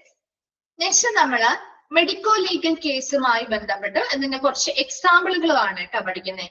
മെഡിക്കോ ലീഗൽ കേസസ് എന്ന് പറഞ്ഞാൽ is A case of injury or illness where the attending doctor, after taking the history of illness and clinical investigation, consider that investigation by law enforcing agencies are warranted to find out circumstances and fix responsibility regarding the same. അതായത് medico legal case എന്ന് പറഞ്ഞാൽ ഇവിടെ പറയുന്നത് ഇത്ര മാത്രമേ ഉള്ളൂ. ഇതൊരു എന്തെങ്കിലും ഇൻ കേസ് ഓഫ് ഇഞ്ചുറി അല്ലെ, ഒരു പരിക്കോ അല്ലെങ്കിൽ ഒരു രോഗാവസ്ഥയോ അല്ലെങ്കിൽ രോഗമോ ബാധിച്ചു വന്നൊരു കേസാണ്. അതില് അവരെ അറ്റൻഡ് ചെയ്യുന്ന ഒരു ഡോക്ടർ ഇപ്പൊ ഒരു കേസ് കൊണ്ടുവരാണ്. ജസ്റ്റ് നിങ്ങളൊന്ന് ഇമാജിൻ ചെയ്താൽ മതി, ഒരു പരിക്ക് പറ്റി ഒരാളെ നമ്മുടെ ഹോസ്പിറ്റലിലേക്ക് കൊണ്ടുവരുന്നു. ഒരു ഡോക്ടർ അവർ അറ്റൻഡ് ചെയ്യുമല്ലോ ഇല്ലേ? പ്രാഥമികമായിട്ട് കാഷ്വാലിറ്റിയിലെ എന്തെങ്കിലും ഒരു ഡോക്ടർ അവർ അറ്റൻഡ് ചെയ്യില്ലേ? ആ അറ്റൻഡ് ചെയ്യുന്ന ഡോക്ടർ അവരുടെ രോഗത്തിന്റെ ആ ഒരു ഹിസ്റ്ററി പരിശോധിക്കില്ലേ? മറ്റ് പരിശോധനയുമായി മറ്റ് ക്ലിനിക്കൽ ഇൻവെസ്റ്റിഗേഷൻസ് നടത്തുമോ? ആ രോഗവുമായി ബന്ധപ്പെട്ട ഹിസ്റ്ററി എന്താണ്, അവരുടെ ചരിത്രം എന്താണെന്ന് പരിശോധിക്കും. അതോടൊപ്പം തന്നെ മറ്റു പല ടെസ്റ്റുകളും പരിശോധനകളും നടത്തില്ലേ? ഇത്രയും വരെ ഓക്കെ അല്ലേ? അങ്ങനെ നടത്തി കഴിയുമ്പോ ആ അറ്റൻഡ് ചെയ്യുന്ന ഡോക്ടറിന് മനസ്സിലാവാണ്, ആ അറ്റൻഡ് ചെയ്യുന്ന ഡോക്ടർ ഈ കേസ് എന്തായിട്ട് പരിഗണിക്കുന്നു. ആ അറ്റൻഡ് ചെയ്യുന്ന ഡോക്ടറിന് മനസ്സിലാവാണ് ഈ കേസ് സാധാരണ ഒരു ഇഞ്ചുറി അല്ല. ഇപ്പൊ നമ്മള് പറയാം, ഇപ്പൊ നമ്മൾ മറ്റെന്തെങ്കിലും ഇപ്പോ ഒരു രണ്ട് കൂട്ടര് തമ്മില് ഒരു അടിപിടിയോ എന്തെങ്കിലും ഉണ്ടായിട്ട് ഒരു ഇഞ്ചറി വന്നാണ് കൊണ്ടുവന്നിരിക്കുന്നത് വിചാരം. പക്ഷെ പലപ്പോഴും കേസ് വരാതിരിക്കാൻ വേണ്ടിയിട്ട് ഇവര് വന്നിട്ട് എന്ത് പറയും? കളവ് പറയും അല്ലേ? കേസ് ആവാതിരിക്കുന്നതിന് വേണ്ടി ഇവര് പറയും അല്ല, വീണ് എന്തെങ്കിലും പറ്റിയതാണ് എന്നൊക്കെ പറയാമല്ലോ. അങ്ങനെ ഇവര് വേറെ എന്തെങ്കിലും റീസൺ ആയിരിക്കാം പറഞ്ഞിരിക്കുന്നത്. പക്ഷെ ആ അറ്റൻഡ് ചെയ്യുന്ന ഡോക്ടർ ഈ കേസ് പരിഗണിക്കാം. അദ്ദേഹത്തിന് ഇത് നോക്കുമ്പോ മനസ്സിലാവാണ് ഒരു ലോ എൻഫോഴ്സിംഗ് ഏജൻസി, നിയമപാലക ഏജൻസി ഈ കേസിനെ പരിഗണിക്കുകയും ഇതുമായി ബന്ധപ്പെട്ട ചുറ്റുപാടുകൾ, ഇതുണ്ടാവാനായിട്ടുള്ള സാഹചര്യങ്ങൾ എന്താണെന്ന് കണ്ടെത്തണം. അതുപോലെ തന്നെ ഇതുമായി ബന്ധപ്പെട്ട ഉത്തരവാദിത്തം, അതായത് ഇതെങ്ങനെ വന്നു, അത് ആര് വരുത്തി എന്നതിനുള്ള ഒരു ഉത്തരവാദിത്തം ആണോ ചെയ്തത് അതും കണ്ടെത്തണം എന്ന രീതിയിൽ അതുമായി ബന്ധപ്പെട്ട അത് കണ്ടെത്തണം എന്നൊരു ആവശ്യകതയുണ്ട് എന്ന രീതിയിൽ ഒരു പരിഗണന ആ ഒരു അറ്റൻഡിംഗ് ഡോക്ടറിന് തോന്നുകയാണെങ്കിൽ അത്തരം കേസുകളെയാണ് നമ്മൾ മെഡിക്കോ ലീഗൽ കേസസ് എന്ന് പറയുന്നത്. ക്ലിയർ ആയോ? ഒരു ഹോസ്പിറ്റലിലേക്ക് ഒരു പേഷ്യന്റിനെ കൊണ്ടുവന്നു, ഒരു പരിക്കായിട്ടോ അല്ലെങ്കിൽ ഒരു രോഗവുമായി ബന്ധപ്പെട്ടോ കൊണ്ടുവന്നു കഴിയുമ്പോൾ ആ അറ്റൻഡിംഗ് ഡോക്ടറിനെ തോന്നാണ് അദ്ദേഹം ആ ഒരു വ്യക്തിയെ പരിശോധിക്കുകയും അതിനുശേഷം ആ ഒരു അറ്റൻഡിംഗ് ഡോക്ടറിനാണ് തോന്നുന്നത് ഈ ഒരു കേസ് നമ്മുടെ നോർമൽ ആയിട്ടുള്ള ഒരു കേസ് അല്ല, ഇത് മറ്റെന്തെങ്കിലോ രീതിയിൽ വന്നിരിക്കുന്നതാണ്. അതിന് കൃത്യമായ പരിശോധനകളും അതുമായി ബന്ധപ്പെട്ട ഇൻവെസ്റ്റിഗേഷൻസും കാര്യങ്ങളും ഒക്കെ ആ ഒരു നിയമപാലക ഏജൻസി നടത്തേണ്ടതാണ്. ഇതുമായി ബന്ധപ്പെട്ട സാഹചര്യങ്ങളും അതുമായി ബന്ധപ്പെട്ട ഉത്തരവാദിത്വം ആരാണോ ചെയ്തത് അവരെയും കണ്ടെത്തണമെന്ന ഒരു പരിഗണന ആ ഒരു അറ്റൻഡിംഗ് ഡോക്ടർ കൊടുക്കുകയാണെങ്കിൽ അത്തരത്തിലുള്ള കേസുകളാണ് മെഡിക്കോ ലീഗൽ കേസസ് ആയിട്ട് നമ്മൾ പരിഗണിക്കുന്നത്. ക്ലിയർ ആയോ? അത് മനസ്സിലായോ? മെഡിക്കോ ലീഗൽ കേസസ് എന്താണുള്ളത്? ഓക്കെ അല്ലേ? ശരി, ഇനി അതിന്റെ കുറച്ച് എക്സാമ്പിളുകളാണ് കേട്ടോ. ഇന്ന് നിങ്ങൾക്ക് ജസ്റ്റ് എക്സാമ്പിൾ ഒന്ന് പഠിച്ചു വെച്ചാൽ മതി. നിങ്ങൾക്ക് ഓൾറെഡി അറിയാവുന്ന കുറെ എക്സാമ്പിൾ ഒക്കെ തന്നെയാണ് കേട്ടോ. അതിൽ കുറെ ഒന്നും എന്താണ് ഇൻക്ലൂഡഡ് ആയത് എന്ന രീതിയിലൊക്കെ ചോദിക്കുള്ളൂ കേട്ടോ. അതെന്താണെന്ന് ഡീറ്റെയിൽ ആയിട്ടൊന്നും ചോദിക്കാറില്ല. മെഡിക്കോ ലീഗൽ കേസുകളുടെ എക്സാമ്പിളുകളായിട്ട് പറയുന്നത് അല്ലെങ്കിൽ ഇതിൽ ഇൻക്ലൂഡഡ് ആവാത്തത് ഏത് എന്ന് പറയാനായിട്ട് ചോദിച്ചു കണ്ടിട്ടുണ്ട്. So examples of medico legal കേസസിൽ ഫസ്റ്റ് പോയിന്റ് ആണ് RTA. RTA എന്താ? RTA road traffic accidents. കണ്ടിട്ടില്ലേ? റോഡ് ട്രാഫിക് ആക്സിഡൻസ് അല്ലേ, നമ്മൾ എപ്പോഴും കേൾക്കാറുള്ള ഒരു കാര്യമാണ് അല്ലെ? അത്തരത്തിലുള്ളവ മെഡിക്കോ ലീഗൽ കേസ് അല്ലേ? ആണോ? എന്താണ് ഇതൊക്കെ നിങ്ങൾക്ക് പരിചയമുള്ളതല്ലേ? Road traffic accident, rail accidents, ഫാക്ടറിയിൽ ഉണ്ടാവുന്ന ആക്സിഡന്റുകള് or any other strange accidents, മറ്റെന്തെങ്കിലും വിചിത്രമായിട്ടുള്ള അപകടങ്ങള്, ഇതെല്ലാം മെഡിക്കോ ലീഗൽ കേസിൽ വരുന്നവയാണ്. അതൊക്കെയാണല്ലോ. ഇനി സസ്പെക്ടഡ് ഹോമിസൈഡ്സ് ഓർ സൂയിസൈഡ്സ്, എന്താണ് അത് ഉദ്ദേശിക്കുന്നത്? സസ്പെക്ടഡ് ഹോമിസൈഡ് സൂയിസൈഡ്സ് എന്ന് പറഞ്ഞാൽ എന്താ? എന്താണ് സസ്പെക്ട് ചെയ്യാന്ന് പറഞ്ഞാല്? സംശയിക്കപ്പെടുന്ന, അല്ലെ? അത് നമ്മൾ ഇനി തെളിയിക്കണം, ശരിയല്ലേ? ഒരു ഹോസ്പിറ്റലിലേക്ക് വരുമ്പോൾ നമുക്കത് തെളിവില്ലല്ലോ, സംശയിക്കപ്പെടുന്നത് മാത്രമേ ഉള്ളൂ, അല്ലെ? സംശയിക്കപ്പെടുന്ന ഹോമിസൈഡ് എന്ന് പറഞ്ഞാൽ എന്താ? കൊലപാതകങ്ങൾ. കേട്ടിട്ടുണ്ടോ? ഇതൊക്കെ കേട്ടിട്ടുള്ള പേരുകളല്ലേ, അല്ലെ? സംശയിക്കപ്പെടുന്ന കൊലപാതകങ്ങളാവാം, സൂയിസൈഡുകൾ, ആത്മഹത്യകളാവാം. അപ്പൊ നമുക്കറിയാം എല്ലാ ആത്മഹത്യകളും ചിലപ്പോ അവർ സ്വമേധയായിട്ടില്ലേ പല കേസുകളും അല്ലാതെയും തെളിയിച്ചിട്ടുണ്ട്, അല്ലെ? അത്തരത്തില് സംശയപ്പെടുന്ന ഒരു കൊലപാതകങ്ങളോ ആത്മഹത്യകളോ ഉണ്ടെങ്കിൽ അതും മെഡിക്കോ ലീഗൽ കേസുകളുടെ എക്സാമ്പിൾ ആയിട്ട് വരുന്നു. അതുപോലെ suspected or evident poisoning, alcohol intoxication, എന്താണ്? സംശയിക്കപ്പെടുന്നതാവാം അല്ലെങ്കിൽ എവിഡന്റ് ആയിട്ടുള്ള വ്യക്തമായിട്ടുള്ള വിഷബാധകൾ, പോയിസൺസ് കൊടുക്കുന്നത്, വിഷബാധകൾ. അതുപോലെ തന്നെ ആൽക്കഹോൾ ഇൻടോക്സിക്കേഷൻ എന്ന് പറഞ്ഞാൽ ആൽക്കഹോൾ പോയിസണിങ് കേട്ടിട്ടില്ലേ? ആൽക്കഹോൾ പോയിസണിങ് നമ്മുടെ ആക്ഷൻ ആയിട്ടുള്ള കലാഭവൻ മണിയുടെ ഒക്കെ മരണവുമായി ബന്ധപ്പെട്ട് കേട്ടിട്ടില്ലേ? ആൽക്കഹോൾ പോയിസണിങ് ആയിരുന്നു എന്നൊക്കെയാണ് ആയിടയ്ക്കുന്നത്. ഇങ്ങനെയാണെന്നൊന്നും അറിയില്ല കേട്ടോ, ഡീറ്റെയിലൊന്നും നമുക്കറിയില്ല. അപ്പൊ അങ്ങനെ ആൽക്കഹോൾ പോയിസണിങ് അല്ലെങ്കിൽ നമുക്ക് സംശയപ്പെടുന്നതായിക്കോട്ടെ അല്ലെങ്കിൽ വ്യക്തമായിട്ടുള്ള വിഷബാധകളും കാര്യങ്ങൾ. അടുത്തതാണ് burn injuries owing to any cause, എന്തെങ്കിലും എന്ത് കാരണവുമായിക്കോട്ടെ അതുമായി ബന്ധപ്പെട്ടുണ്ടാവുന്ന ബേൺ ഇഞ്ചുറീസ്, പൊള്ളലുകൾ മൂലമുണ്ടാവുന്ന പരിക്കുകൾ. അതുപോലെ ഇലക്ട്രിക്യൂഷൻ എന്ന് പറഞ്ഞാൽ എന്താണ്? വൈദ്യുതാഘാതം, ഇല്ലേ? ഇതൊക്കെ നമുക്ക് മനഃപൂർവ്വം ചെയ്യാം, അല്ലെ? ഒരു വ്യക്തിയെ കൊല്ലാനായിട്ട് നമുക്ക് മനഃപൂർവ്വം ചെയ്യാവുന്ന കാര്യങ്ങളല്ലേ? അതുകൊണ്ടാണ് ഇത് മെഡിക്കോ ലീഗൽ കേസിലേക്ക് വരുന്നത് കേട്ടോ. അടുത്തതാണ് ഫിസിക്കൽ അസാൾട്ട് കേസസ്, എന്താണ്? ശാരീരിക ആക്രമണ കേസുകൾ. ഇതൊക്കെ മെഡിക്കോ ലീഗൽ കേസിന് എക്സാമ്പിൾ ആണ് കേട്ടോ. അനിമൽ അറ്റാക്ക്, മനുഷ്യൻ അല്ലെങ്കിൽ എന്താണ് മൃഗങ്ങള്, മനുഷ്യരുമായി ബന്ധപ്പെട്ട മൃഗങ്ങളുടെ ആക്രമണം.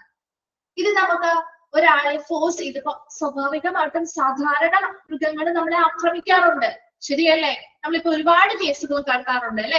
വയനാട് ഭാഗത്ത് അല്ലെങ്കിൽ നമ്മുടെ കാടുമായി ബന്ധപ്പെട്ടൊക്കെയുള്ള ഏരിയാസിലൊക്കെ ഒരുപാട് കേൾക്കാറില്ലേ നിങ്ങള്? അനിമൽ അറ്റാക്സ് കേൾക്കാറില്ലേ? ഉണ്ടോ? മൃഗങ്ങളുടെ ആക്രമണം കേൾക്കാറുണ്ടോ? ഉണ്ട്. അതുപോലെ കുട്ടികളെ വരെയും എന്താണ് പല മൃഗങ്ങളും ആക്രമിക്കുന്നത് നമ്മൾ കേട്ടിട്ടുണ്ട്, അല്ലെ? അത് സ്വാഭാവികമായിട്ട് നാച്ചുറൽ ആയിട്ട് വരുന്നതാണ്. പക്ഷെ ഇത് നമുക്ക് എന്ത് ചെയ്യാം? മനഃപൂർവ്വം ആസൂത്രണം ചെയ്തൂടെ? ചെയ്യാൻ പറ്റുമോ? ആസൂത്രണം ചെയ്ത മൃഗങ്ങളുടെ അറ്റാക്ക് ചെയ്യാൻ പറ്റില്ലേ? പറ്റും, അല്ലെ? അതുപോലെ തന്നെ സ്നേക്ക് ബൈറ്റ്, പാമ്പ് കടിക്കുക എന്ന് പറഞ്ഞ ഒരിക്കലും സ്വാഭാവികമായിട്ട് ചെയ്യുന്ന ഒരു കാര്യമാണ്, അല്ലെ? അതിന് വലിയ സംശയമൊന്നും വേണ്ട.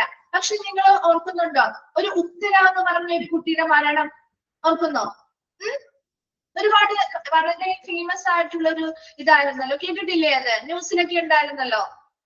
അപ്പൊ അതെങ്ങനെയായിരുന്നു? സ്വാഭാവികമായിട്ടുള്ള ഒരു മരണം എന്ന നിലയിൽ തന്നെയായിരുന്നു, അല്ലെ? ചെറിയ സംശയങ്ങളിൽ നിന്നാണ് അത് ലാസ്റ്റ് തെളിഞ്ഞത്, അല്ലെ? അപ്പൊ അത്തരത്തിലൊരു സ്നേക്ക് ബൈറ്റ് ആയിരുന്നു, സ്നേക്ക് ബൈറ്റ് മൂലം മരണപ്പെട്ടത് എന്ന് തന്നെയായിരുന്നു തെളിവുകളും പ്രാഥമിക തെളിവുകൾ ഉണ്ടായിരുന്നത്. പക്ഷെ അത് മനഃപൂർവ്വം ചെയ്യിച്ചതല്ലേ?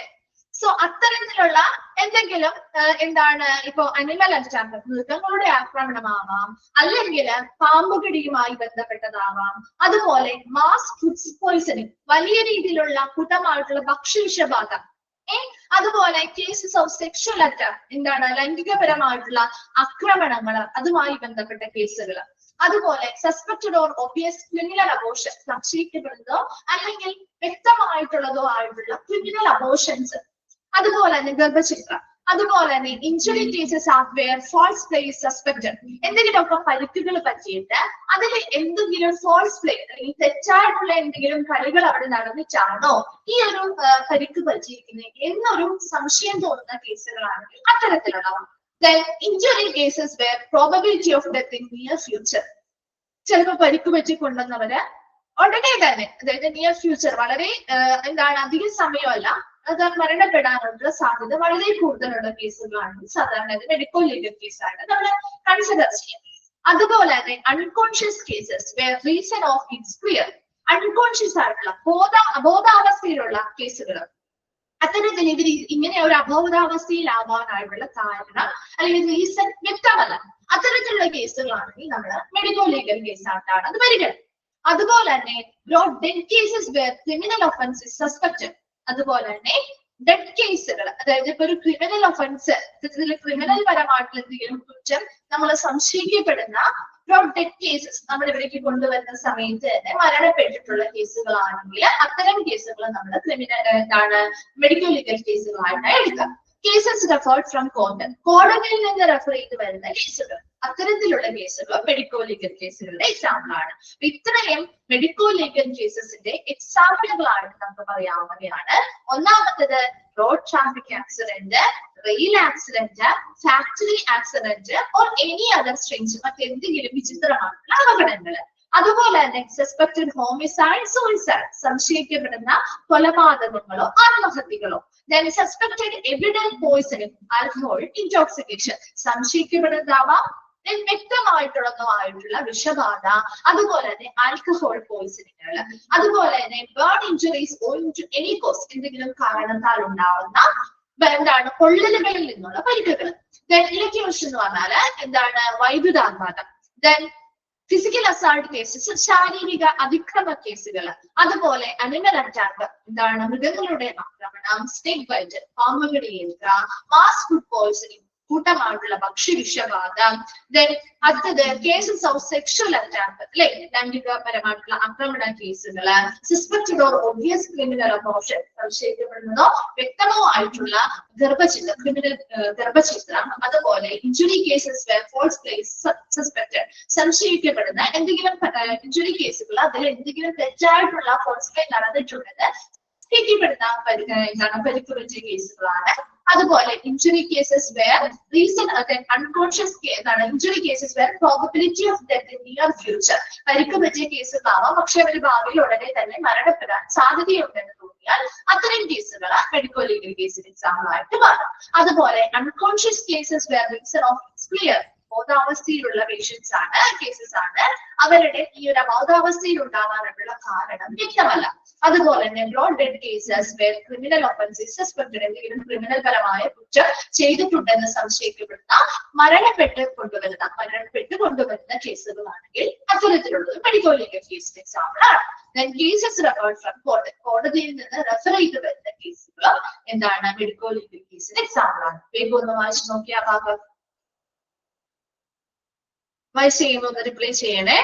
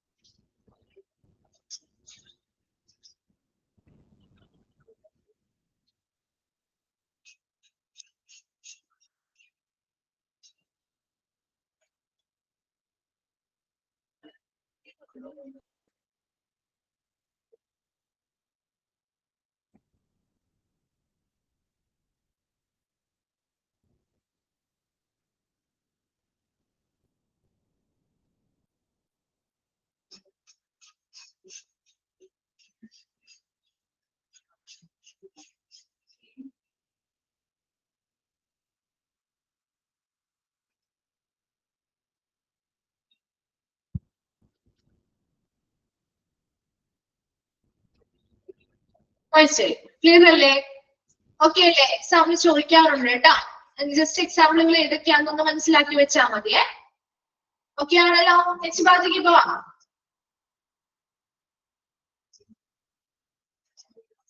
നെക്സ്റ്റ് ഇനി നമ്മൾ പറഞ്ഞിരുന്ന മിസ് നേരത്തെ ആക്ടുകളെ കുറിച്ച് അല്ലെ. അപ്പൊ ഇവിടെ നമ്മൾ കുറച്ച് ആക്ടുകളെ കുറിച്ചാണ് കേട്ടോ പഠിക്കാൻ പോകുന്നത്. ഇവിടെ ജസ്റ്റ് ഞങ്ങൾക്ക് എന്താണ് ഒരു സൈക്കിൾ പോലെ കൊടുത്തിട്ടുണ്ട്.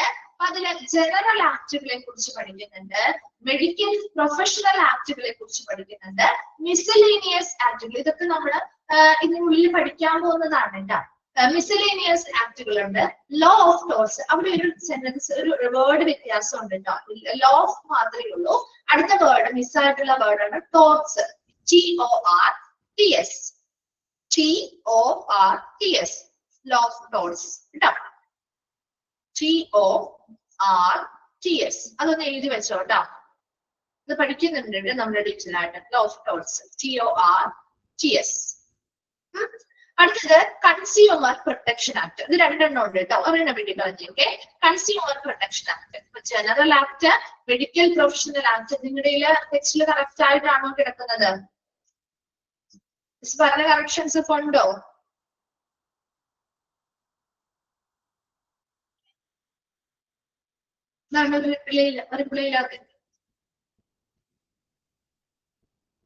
കറക്റ്റ് ആയിട്ടാണോ കിടക്കുന്നേ? അതാണോ യെസ് എന്ന് ഉദ്ദേശിച്ചത്? അല്ല. ഓക്കെ, അപ്പൊ അങ്ങനെയാണെങ്കിൽ ഈ തിരുത്തലുകൾ വരുത്തണം കേട്ടോ. അപ്പൊ അത് വായിക്കുമ്പോൾ അല്ലെങ്കിൽ നിങ്ങൾക്ക് ഒരു കൺഫ്യൂഷൻ വരുവേ. ലോ ഓഫ് ടോർട്സ് കേട്ടോ. അതുപോലെ തന്നെ കൺസ്യൂമർ പ്രൊട്ടക്ഷൻ ആക്ട് ഒരെണ്ണം മതി കേട്ടോ. അപ്പൊ അത് റിപ്പീറ്റ് ചെയ്ത് വന്നിരിക്കുന്നതാണ്. അപ്പൊ ജനറൽ ആക്ട് ഉണ്ട്, മെഡിക്കൽ പ്രൊഫഷണൽ ആക്ട് ഉണ്ട്, മിസലേനിയസ് ആക്ട് ഉണ്ട്, ലോ ഓഫ് ടോൾസ് ഉണ്ട്, കൺസ്യൂമർ പ്രൊട്ടക്ഷൻ ആക്ട്. ഇതെല്ലാം നമ്മൾ പഠിക്കുന്നുണ്ട്. ഇതിൽ ജനറൽ ആക്ടിനെ കുറിച്ച് പഠിക്കുന്നുണ്ട്, മെഡിക്കൽ പ്രൊഫഷണൽ ആക്ടിനെ കുറിച്ച് എല്ലാം പഠിക്കുന്നുണ്ട്. അപ്പൊ അങ്ങനെ നമ്മൾ ഓരോന്നും ഫിറ്റിംഗ് ആയിട്ട് നോക്കുന്നുണ്ട് കേട്ടോ. ഓക്കെ, അപ്പൊ നമ്മള് ഇനി നിയമങ്ങളിലേക്ക് കടക്കുകയാണ്. Legislation that can be applied to hospital. ഹോസ്പിറ്റലുമായി ബന്ധപ്പെട്ട് നമുക്ക് പാലിക്കേണ്ടത് അല്ലെങ്കിൽ ബാധകമായിട്ടുള്ള കുറച്ച് നിയമനിർമ്മാണങ്ങളുണ്ട്. സോ അത്തരത്തിലുള്ള ഫസ്റ്റ് ജനറൽ ആക്ടുകളെ കുറിച്ചാണ് നമ്മൾ പഠിക്കുന്നത്. അപ്പൊ ജനറൽ ഒരു ഹോസ്പിറ്റലുമായി ബന്ധപ്പെട്ട അല്ലെങ്കിൽ ഒരു ഓർഗനൈസേഷനുമായി ബന്ധപ്പെട്ട കുറച്ച് പൊതുവായിട്ടുള്ള നിയമങ്ങളുണ്ടല്ലോ, അതാണ് നമ്മൾ ഇനി പഠിക്കാൻ പോകുന്നത് കേട്ടോ. ഇനി കുറച്ചധികം നമ്മുടെ നിയമങ്ങളെ പറ്റി തന്നെയാണ് പഠിക്കുന്നത്. എളുപ്പമാണ്, ഒരുപാട് ബുദ്ധിമുട്ടൊന്നുമില്ല, വളരെ കുറച്ച് പോയിന്റ്സ് പറയുന്നുള്ളൂ കേട്ടോ. പക്ഷെ വ്യക്തമായിട്ട് നമ്മൾ ആക്ട് പഠിക്കുമ്പോൾ നിങ്ങൾ പഠിക്കേണ്ട 3 കാര്യങ്ങൾ എന്ന് പറഞ്ഞാല് ആ ആക്ടിന്റെ വർഷം, അത് ഇമ്പോർട്ടന്റ് ആണ്. ഇതിൽ കൊടുത്തിരിക്കുന്ന കൊടുത്തിട്ടുണ്ടെങ്കിൽ ആ ആക്ടിന്റെ വർഷം പഠിച്ചിരിക്കണം. ഓക്കെ, അത് എന്തിനു വേണ്ടിയിട്ടാണ് ആ ആക്ട് ഉള്ളത് എന്ന് പഠിച്ചിരിക്കണം. ക്ലിയർ ആയോ? 2 കാര്യങ്ങൾ വളരെ ഇമ്പോർട്ടന്റ് ആണ്. ആ ആക്ടിന്റെ വർഷവും അതുപോലെ തന്നെ എന്തിനു വേണ്ടിയിട്ടാണ് ആ ആക്ട് ഉള്ളത്. അത് മിനിമം ആയിട്ടുള്ള കാര്യമല്ലേ. അത് എന്താണ് വളരെ അതിനനുസരിച്ചുള്ള പോയിന്റ്സ് കൊടുത്തിട്ടുള്ളൂ കേട്ടോ. ഒരുപാട് ഡീറ്റെയിൽ ആയിട്ടൊന്നും കൊടുത്തില്ല, വളരെ ബ്രീഫായിട്ട് 1-2 പോയിന്റ്സുകൾ ചുരുക്കിയാണ് നമുക്ക് ഇത് പറഞ്ഞിരിക്കുന്നത്. അപ്പൊ 2 കാര്യങ്ങളാ, അതിന്റെ ഇയർ കൃത്യമായിട്ട് പഠിച്ചിരിക്കണം, അതുപോലെ ഈ ആക്ട് എന്തിനു വേണ്ടിയിട്ടാണ് പഠിച്ചിരിക്കണം, അതുപോലെ എന്തെങ്കിലും ഷോർട്ട് ഫോംസോ കാര്യങ്ങളോ വരുന്നുണ്ടെങ്കിൽ അതും ഒന്ന് പഠിച്ചിരിക്കുക കേട്ടോ. അപ്പൊ അത് പഠിക്കുന്ന സമയത്ത് നിങ്ങൾക്ക് മനസ്സിലാവും. അപ്പൊ ആ ആക്ടുകൾ പഠിച്ചു കഴിയുമ്പോൾ അതൊന്ന് എന്തിനു വേണ്ടി എന്നുള്ളതൊന്ന് മനസ്സിലാക്കി പഠിക്കുക കേട്ടോ. ഒരിക്കലും ആക്ടുകളാണെങ്കിൽ ഒന്നും ബൈഹാർട്ട് ചെയ്ത് ഇയർ നമ്മള് കാണാതെ തന്നെ പഠിച്ചു വെക്കാനേ പറ്റുള്ളൂ അല്ലെ. എന്നാൽ മാത്രമേ നമുക്ക് ഓർമ്മ ഉണ്ടാവുള്ളൂ. ഇയർ നിങ്ങൾ ഫ്രീക്വന്റ് ഇപ്പൊ ഇന്ന് പഠിച്ചു, നാളെ ഒന്ന് റിപ്പീറ്റ് ചെയ്ത് കഴിഞ്ഞാൽ ഒരു 2-3 ദിവസം റിപ്പീറ്റ് ചെയ്ത് നിങ്ങൾ അത് പഠിക്കുകയാണെങ്കിൽ ഓർമ്മയിൽ ഉണ്ടാവും കേട്ടോ. അതേസമയം ആക്ട് എന്താന്നുള്ളത് മനസ്സിലാക്കി പഠിച്ചാൽ മതി. അതൊരിക്കലും നിങ്ങൾ ബൈഹാർട്ട് ചെയ്യൊന്നും വേണ്ട. എന്തിനു വേണ്ടി ആക്ട് അതൊന്ന് മനസ്സിലാക്കി പഠിച്ചാൽ ഓർമ്മയുണ്ടാവും കേട്ടോ. ഇപ്പൊ ജനറൽ ആക്ടുകളാണ്. ഇപ്പൊ ഒരു ഓർഗനൈസേഷനുമായി ബന്ധപ്പെട്ട്, ഇപ്പൊ നമ്മുടെ ഹോസ്പിറ്റൽ ആണെങ്കിലും ഒരു ഇൻഡസ്ട്രിയുടെ ഭാഗമാണല്ലോ അല്ലെ. ഇൻഡസ്ട്രിയുടെ ഭാഗമല്ലേ ഹോസ്പിറ്റലും ആണോ? അപ്പൊ അത്തരത്തില് എല്ലാ നിയമങ്ങളും ഒരു ഓർഗനൈസേഷനുമായി ബന്ധപ്പെട്ട അല്ലെങ്കിൽ ഒരു ഇൻഡസ്ട്രിയുമായി ബന്ധപ്പെട്ട എല്ലാ നിയമങ്ങളും ഹോസ്പിറ്റലും പാലിക്കേണ്ടതായിട്ടുണ്ട് അല്ലെ. അത്തരത്തിലുള്ള പൊതുവായിട്ടുള്ള നിയമങ്ങളാണ് ജനറൽ ആക്ടിൽ പഠിക്കാൻ പോകുന്നത്. ഓക്കെ, അപ്പൊ നമുക്ക് നോക്കാം. ഫസ്റ്റ് വൺ ആണ് ഇൻഡസ്ട്രിയൽ ഡിസ്പ്യൂട്ട് ആക്ട് 1947. എന്താണ് ഒരു ഇൻഡസ്ട്രിയൽ ഡിസ്പ്യൂട്ട് ആക്ട് എന്ന് പറഞ്ഞാൽ? വ്യാവസായിക തർക്ക നിയമം. പഠിച്ചിട്ടുണ്ടോ അല്ലെങ്കിൽ കേട്ടിട്ടുണ്ടോ എവിടെയെങ്കിലും? ഇൻഡസ്ട്രിയൽ ഡിസ്പ്യൂട്ട് ആക്ട് കേട്ടിട്ടുണ്ടോ, പഠിച്ചിട്ടുണ്ടോ? ഇല്ല. PG-ലൊക്കെ ജോയിൻ ചെയ്തവർക്കാണെങ്കിൽ ഇതൊരു ചാപ്റ്റർ ആയിട്ട് പഠിക്കാനുണ്ട് കേട്ടോ.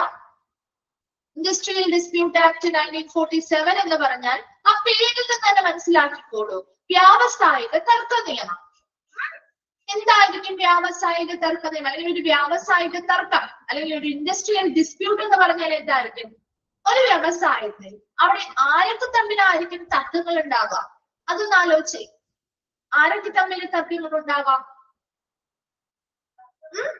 ഒരു സ്ഥാപനം, ഇൻഡസ്ട്രി ഒന്ന് വിചാരിക്കണം, ഒരു സ്ഥാപനം, അവിടെ ആരൊക്കെ തമ്മിൽ തർക്കം ഉണ്ടാവാം? പ്രധാനമായിട്ടും എംപ്ലോയീസ് തമ്മിൽ തർക്കങ്ങൾ ഉണ്ടാവാം, ഇല്ലേ? എംപ്ലോയറും എംപ്ലോയീസും തമ്മിൽ തർക്കങ്ങൾ ഉണ്ടാവാം, ശരിയല്ലേ? തൊഴിലാളികൾ തമ്മിൽ തർക്കങ്ങൾ ഉണ്ടാവാം, തൊഴിലുടമകൾ തമ്മിൽ തർക്കങ്ങൾ ഉണ്ടാവാം, തൊഴിലുടമയും തൊഴിലാളികളുമായിട്ട് തർക്കങ്ങൾ ഉണ്ടാവാം, അല്ലെ? ജസ്റ്റ് ഒരു ഫാക്ടറി അല്ലെങ്കിൽ ഒരു ഇൻഡസ്ട്രി എടുത്ത് നോക്കുകയാണ്, ഒരു ഹോസ്പിറ്റലിനെ ബേസ് ചെയ്യുന്നവരെ ജനറൽ ആയിട്ട് മനസ്സിലാക്കി വെച്ചാൽ മതി, ഇല്ലേ? അപ്പൊ അത്തരത്തില് തൊഴിലുടമകൾ തമ്മിലുള്ള തർക്കങ്ങളാവാം, തൊഴിലാളികൾ തമ്മിലുള്ള തർക്കങ്ങളാവാം, അവർക്കിടയിലുള്ള തർക്കമാവാം, അല്ലെങ്കിൽ തൊഴിലാളികളും തൊഴിലുടമയും തമ്മിലുള്ള ഇത്തരത്തിലുള്ള തർക്കങ്ങളെയാണ് അല്ലെങ്കിൽ ഇത്തരത്തിലുള്ള എന്താണ് ഡിസ്പ്യൂട്ട് അല്ലെങ്കിൽ തർക്കങ്ങളെയാണ് നമ്മൾ ഇൻഡസ്ട്രിയൽ ഡിസ്പ്യൂട്ട് എന്ന് പറയുന്നത്. എന്തുമായി ബന്ധപ്പെട്ട തർക്കമായിരിക്കും?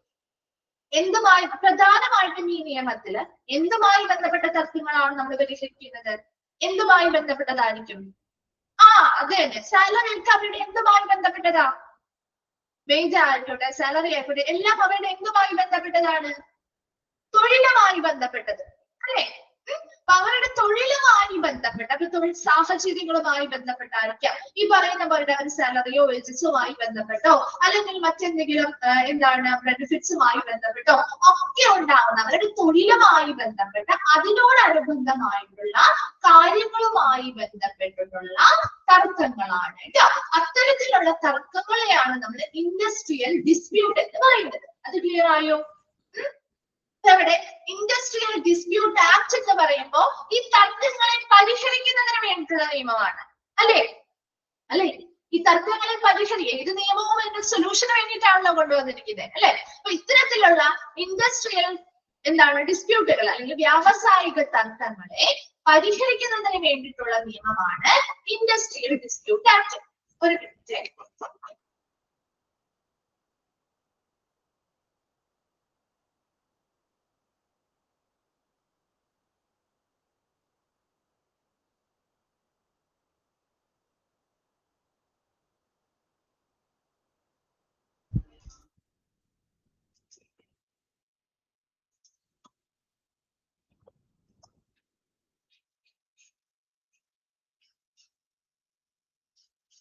ഓക്കെ.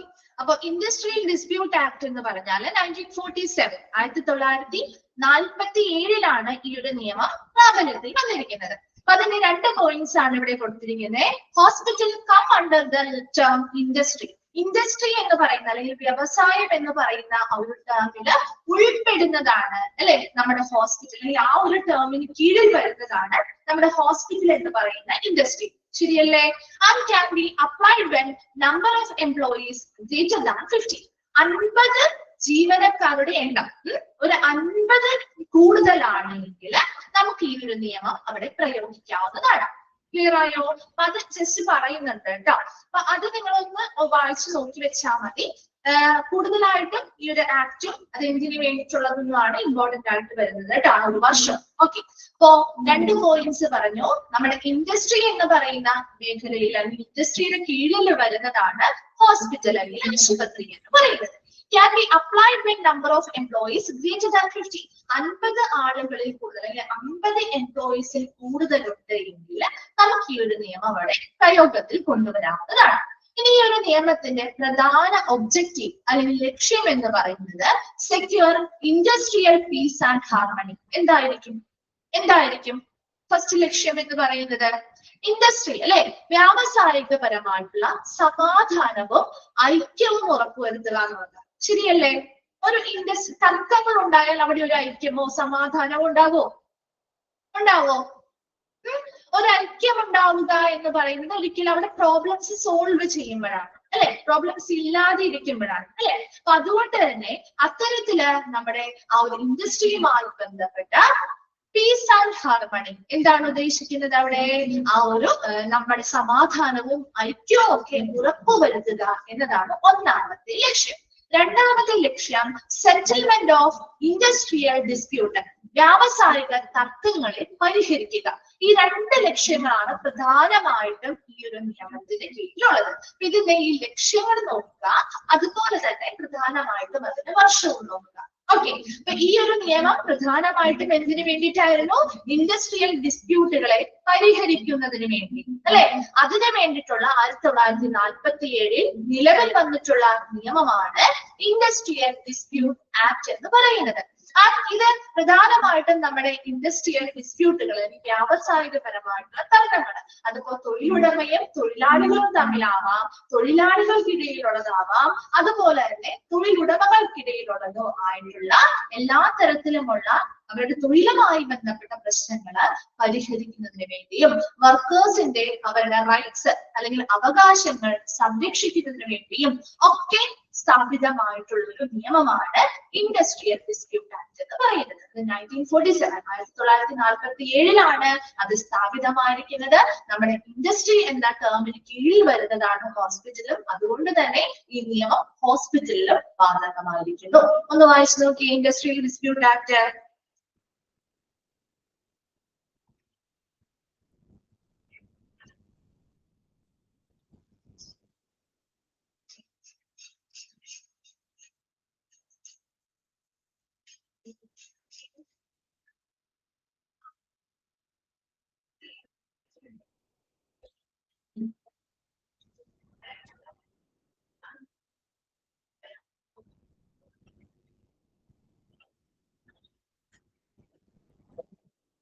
വായിച്ച് കഴിയുമ്പോൾ റിപ്ലൈ ചെയ്യണേ.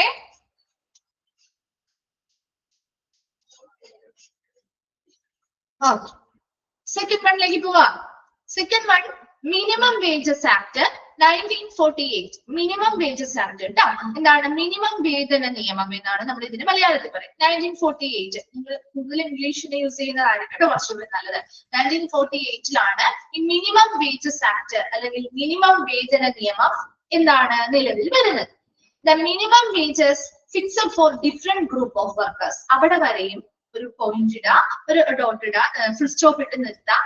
എംപ്ലോയീസ് പ്രൊവിഡന്റ് ഫണ്ട് ആക്ടിലെ അത് അടുത്ത നിയമമാണ് കേട്ടോ. അവിടെ അത് സെപ്പറേറ്റ് ചെയ്ത് വെക്കുക കേട്ടോ. അത് നെക്സ്റ്റ് ആക്ട് ആണ് കേട്ടോ. അതിൽ ഈ ഒരു നിയമത്തിൽ ഈ ഒരു പോയിന്റ് മാത്രമേ പറയുന്നുള്ളൂ. മിനിമം വേജസ് ആക്ട് 1948 ഒരു പോയിന്റ് മാത്രമേ പറയുന്നുള്ളൂ. Minimum wages fixed for different group of workers. നമുക്കറിയാം എല്ലാ ജോലിയുമായി ഇപ്പൊ ഡിഫറെന്റ് ഗ്രൂപ്പ് ഓഫ് വർക്കേഴ്സ്, വ്യത്യസ്ത വിഭാഗം തൊഴിലാളികൾക്ക് ഒരു മിനിമം വേതനം വേണ്ടേ? അതാണ് ഈ ഒരു നിയമത്തിൽ പറയുന്നത്. മിനിമം വേതന നിയമം പേരിൽ നിന്ന് തന്നെ കണക്ട് ചെയ്ത് പഠിക്കണേ. ഒരു മിനിമം വേതനം വേണം. ഡിഫറെന്റ് ഗ്രൂപ്പ് ഓഫ് വർക്കേഴ്സ്, ഒരു വിവിധ വിഭാഗത്തില് വർക്ക് ചെയ്യുന്ന തൊഴിലാളികൾക്ക് നിശ്ചയിച്ചിട്ടുള്ള ഒരു മിനിമം വേതനം അവർക്ക് നൽകിയിരിക്കണം. അപ്പൊ ഇത് പ്രധാനമായിട്ടും വർക്കേഴ്സിന് ഒരു മിനിമം വേജ് റേറ്റ് അല്ലെങ്കിൽ ഒരു മിനിമം വേതനം അവർക്ക് ലഭ്യമാക്കുക, അത് സെക്യൂർ ആയിട്ട് നൽകുക. അതുപോലെ തന്നെ അവരുമായി ബന്ധപ്പെട്ട അവരുടെ ആ ഒരു ബാർഗൈനിങ് പവറോ കാര്യങ്ങളോ ഇല്ലാതെ വരുമ്പോൾ അവരെ ചൂഷണം ചെയ്യുന്നത് ഒഴിവാക്കുക. അതുപോലെ ഒരു ജെൻഡർ ന്യൂട്രൽ ആയിട്ട് മെയിലോ ഫീമെയിലോ അവര് തമ്മിൽ അങ്ങനെയുള്ള വേർതിരിവ് അല്ലെങ്കിൽ ആ ഒരു ഡിസ്ക്രിമിനേഷൻ അല്ലെങ്കിൽ ആ ഒരു വിവേചനം ഒക്കെ മാറ്റി വെച്ചുകൊണ്ട് തൊഴിൽ ചെയ്യുന്ന മെയിൽ ആയിക്കോട്ടെ ഫീമെയിൽ ആയിക്കോട്ടെ അവർ ഏത് വിഭാഗത്തിലാണോ ജോലി ചെയ്യുന്നത് അവർക്ക് ഒരു മിനിമം വേതനം അല്ലെങ്കിൽ ഒരു മിനിമം വേജ് നൽകുക എന്നതാണ് മിനിമം വേജസ് ആക്ട് 1948 പറയുന്നത്.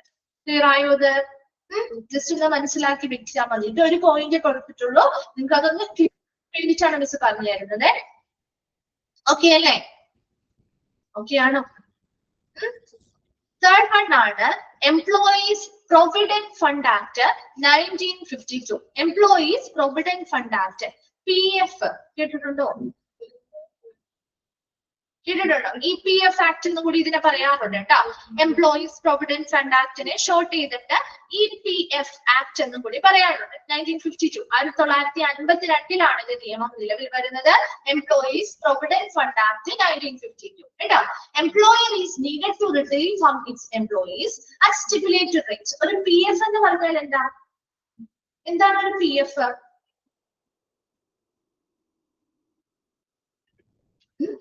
PF എപ്പോഴാണ് നമുക്ക് കിട്ടുക? ഒരു ഫിനാൻഷ്യൽ സെക്യൂരിറ്റി അല്ലേ PF എന്ന് പറഞ്ഞാല്, അല്ലേ? എംപ്ലോയീസിന് കിട്ടുന്ന ഒരു ഫിനാൻഷ്യൽ സെക്യൂരിറ്റി അല്ലേ നമ്മൾ PF-ലൂടെ കൊടുക്കുക? ആണ്. എംപ്ലോയീസിന്റെ റിട്ടയർമെന്റ് സമയത്തല്ലേ നമുക്ക് PF കിട്ടുക? അതെ, ജോലിയിൽ നിന്ന് നമ്മൾ വിരമിക്കുന്ന സമയത്ത്, അല്ലെ? അപ്പൊ അത്തരത്തില് നമ്മൾ ജോലിയിൽ നിന്ന് വിരമിക്കുമ്പോ ഇവർക്ക് ഈ PF കിട്ടുന്നുണ്ട്. എങ്ങനെയാ ഈ PF കിട്ടുന്നത്? അതിന് എംപ്ലോയീസിന് ഒരു പങ്കാളിത്തം ഉണ്ടോ? ഉണ്ടോ? എംപ്ലോയീസിന്റെ പങ്കാളിത്തം ഉണ്ടോ? എംപ്ലോയീസ് എന്തെങ്കിലും പണം അതിൽ കൊടുക്കുന്നുണ്ടോ? ഉണ്ട്, അല്ലെ? തൊഴിലുടമകൾക്ക് അല്ലെങ്കിൽ എംപ്ലോയീസ് എന്തെങ്കിലും കോൺട്രിബ്യൂഷൻ നടത്തുന്നുണ്ടോ? നടത്തുന്നുണ്ടോ? അത് എംപ്ലോയീസിൽ നിന്നുള്ള സാലറിയിൽ നിന്നുള്ള കട്ട് ചെയ്ത എമൗണ്ട് ഫണ്ട് മാത്രമേ ഉള്ളൂ. അങ്ങനെയാണ് രണ്ട് കൂട്ടർ കേട്ടോ. ഈ ഒരു പ്രൊവിഡന്റ് ഫണ്ട് എന്ന് പറയുന്നത് സാലറിയിൽ നിന്ന്, അവരുടെ സാലറിയിൽ നിന്ന് ഒരു നിശ്ചിത തുക കട്ട് ചെയ്യുന്നുണ്ട്. അതോടൊപ്പം തന്നെ അതേ ഈക്വൽ എമൗണ്ട് ആരും കോൺട്രിബ്യൂട്ട് ചെയ്യുന്നുണ്ട്? എംപ്ലോയറും കോൺട്രിബ്യൂട്ട് ചെയ്യുന്നുണ്ട്. മനസ്സിലാവുന്നോ? അങ്ങനെ കോൺട്രിബ്യൂട്ട് ചെയ്തത് അത് സാലറി ഒരു ഫണ്ടിലേക്ക്, ഗവൺമെന്റ് ആയിട്ടുള്ള ഒരു ഫണ്ടിലേക്ക് നമുക്കത് ക്രെഡിറ്റ് ചെയ്യാം. അതിനുശേഷം അവർക്ക് അതൊരു ഫിനാൻഷ്യൽ സെക്യൂരിറ്റി ആയിട്ട് നമ്മൾ വെച്ച് അവരുടെ റിട്ടയർമെന്റ് സമയത്ത് അത് അവർക്ക് നൽകുകയും ചെയ്യും. ക്ലിയർ ആണോ അത്? അപ്പൊ എംപ്ലോയീസ് പ്രൊവിഡന്റ് ഫണ്ട് ആക്ട് 1952 1952 സ്ഥാപിതമായ എംപ്ലോയീസ് പ്രൊവിഡന്റ് ഫണ്ട് ആക്ട്. അപ്പൊ ഇതൊക്കെ നിങ്ങൾ ആ ഒരു പേരിൽ നിന്ന് കണക്ട് ചെയ്ത് എഴുതാൻ പറ്റുന്നില്ലേ? നിയമം അതെന്താണെന്ന് മനസ്സിലാക്കി വെച്ചാൽ നിങ്ങൾക്ക് ഏത് ക്വസ്റ്റ്യൻ ചോദിച്ചാലും അത് എന്താണ്, ഏത് നിയമമാണെന്ന് പറയാൻ പറ്റുന്നില്ലേ? എല്ലാം വ്യത്യസ്തമായിട്ടുള്ള കാര്യങ്ങളാണ്. ഒന്നും ഒരുപോലെ സിമിലർ ആയിട്ടുള്ള കാര്യങ്ങളൊന്നും ഇല്ല കേട്ടോ. അതൊന്ന് വ്യക്തമായിട്ട് പഠിച്ചിരിക്കണം എന്ന് മാത്രമല്ലേ. വന്നാൽ മാത്രമേ നിങ്ങൾക്ക് ഈ ഒരു ഭാഗം ഇയർ എന്തായാലും ബൈഹാർട്ട് ചെയ്യണം കേട്ടോ. അത് മറന്നു പോകാതിരിക്കുക, അത് ചോദിക്കാറുണ്ട്. അപ്പൊ അതുകൊണ്ട് തന്നെ അത് ബൈഹാർട്ട് ചെയ്യണം. മറ്റു കാര്യങ്ങൾ നിങ്ങളൊന്ന് പഠിച്ചു വെച്ചാൽ വ്യക്തമായിട്ടൊന്ന് മനസ്സിലാക്കി വെച്ചാൽ മതി. അല്ലാതെ ഒരിക്കലും ബൈഹാർട്ട് ചെയ്ത് വെക്കണ്ട. ഒരെണ്ണം മറന്നുപോയാൽ പിന്നെ എല്ലാം കേട്ടോ. അതുകൊണ്ട് മനസ്സിലാക്കി പഠിക്കേണ്ടത്. Then okay, employer is needed to retrieve from its employee at stipulated ഒരു നിശ്ചിത പണം അവരുടെ സാലറിയിൽ നിന്ന് എന്ത് ചെയ്യാറുണ്ട്? എംപ്ലോയർ എന്ത് ചെയ്യും? കട്ട് ചെയ്യും, അല്ലെ? ഒരു നിശ്ചിത തുക അവരുടെ സാലറിയിൽ നിന്ന് ജീവനക്കാരുടെ നിശ്ചിത പണം നമ്മൾ എന്ത് ചെയ്യുന്നത്? തിരികെ പിടിക്കും. അതുപോലെ തന്നെ അതേ donate and equal amount of employers share, അതുപോലെ തന്നെ അതേ തുക, അതായത് അവരിൽ നിന്ന് എത്രയാണോ പിടിക്കുന്നത് അതേ ഈക്വൽ എമൗണ്ട്, തുല്യമായിട്ടുള്ള തുക എംപ്ലോയറും ഈ ഒരു ഫണ്ടിലേക്ക് ക്രെഡിറ്റ് ചെയ്ത് കൊടുക്കുകയാണ്. പതിവായിട്ട് ഓരോ മാസവും പതിവായി ഗവൺമെന്റ് ഫണ്ടിലേക്ക് ഇവിടെ എന്ത് ചെയ്യുന്നു? പതിവായിട്ട് തന്നെ ക്രെഡിറ്റ് ചെയ്ത് നൽകുന്നു. And can be applied when number of employees greater than 20. 20 ജീവനക്കാരിൽ കൂടുതലാണെങ്കിൽ നമുക്ക് ഈ ഒരു നിയമം അവിടെ പ്രയോഗിക്കാവുന്നതാണ്. Then non-compliance is punishable by imprisonment. എന്താണ്? ഇത് അനുസരിക്കാത്ത സ്ഥാപനങ്ങളാണ് എങ്കിൽ ഇറ്റ്സ് പണിഷബിൾ ബൈ imprisonment. തടവ് ലഭിക്കാവുന്ന ശിക്ഷയുള്ള ഒരു കുറ്റവും കൂടിയാണ് ഈ ഒരു നിയമം പാലിച്ചില്ല എങ്കിൽ വരാറുള്ളത്. അപ്പൊ ഇവിടെ ഇത്രമാത്രം നിങ്ങൾ മനസ്സിലാക്കാൻ മതി. ഇതൊരു ഫിനാൻഷ്യൽ ആയിട്ടുള്ള ഒരു സെക്യൂരിറ്റി കൊടുക്കാൻ വേണ്ടിയിട്ടാണ് എംപ്ലോയീസിന്. അത് അവരുടെ മാസത്തിലുള്ള നിശ്ചിതമായിട്ടുള്ള ഒരു തുക അവരിൽ നിന്ന് പിടിച്ചുവെക്കുകയും അതുപോലെ തന്നെ അതേ ഈക്വൽ ആയിട്ടുള്ള എമൗണ്ട് എംപ്ലോയറും ഇട്ടുകൊണ്ട് അത് ഗവൺമെന്റിന്റെ ഒരു ഫണ്ടിലേക്ക് ക്രെഡിറ്റ് ചെയ്ത് സെക്യൂർ ആയിട്ട് വെക്കുന്നു. അത് അവർക്കൊരു ഫിനാൻഷ്യൽ സെക്യൂരിറ്റി നൽകുകയും റിട്ടയർമെന്റ് സമയത്ത് അത് അവർക്ക് കൊടുക്കുകയും ചെയ്യും, അല്ലെങ്കിൽ അവർ വിരമിക്കുന്ന സമയത്ത് അത് കൊടുക്കും. അത് ആ ഇൻഡസ്ട്രിയിലേക്ക് കൊണ്ടുവരണം. ആ ഒരു നിയമപ്രയോഗത്തിൽ വരണമെങ്കിൽ അവിടെ 20 ജീവനക്കാരിൽ മുകളിലുണ്ടെങ്കിൽ നമുക്ക് അത് അവിടെ പ്രയോഗത്തിൽ കൊണ്ടുവരാവുന്നതാണ്. ഈ നിയമം കൃത്യമായിട്ട് പാലിക്കാതെ വന്നാൽ അവിടെ എന്ത് ചെയ്യാം? അവർക്ക് ഇംപ്രിസൺമെന്റ് അല്ലെങ്കിൽ ശിക്ഷയോ തടവോ ഒക്കെ ലഭിക്കാവുന്ന കുറ്റകൃത്യം കൂടിയാണ്. വേഗം ഒന്ന് വായിച്ചു നോക്കിയത് എംപ്ലോയീസ് പ്രൊവിഡന്റ് ഫണ്ട് ആക്ട് 1952.